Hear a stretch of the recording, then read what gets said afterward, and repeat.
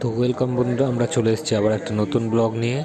তো বোন আজকে সকাল সকাল থেকে উঠে পড়ে মাছ ফাছ ধুয়ে রেডি করে রেখেছে। আমি বোনকে জিজ্ঞেস করলাম কী রান্না করছিস, দেখি বললো যে নাকি দই কাতলা রান্না করবে। তো চলো দেখে নেওয়া যাক কীভাবে রান্না করছে। আর যারা যারা এখন আমার নতুন চ্যানেলটাকে সাবস্ক্রাইব করোনি তারা তাড়াতাড়ি সাবস্ক্রাইব করে দাও এবং শেয়ার করে দাও। আর অনেক ভালোবেসে আমার পাশে থেকো যাতে আমি আরও বড় হতে পারি। Thank you.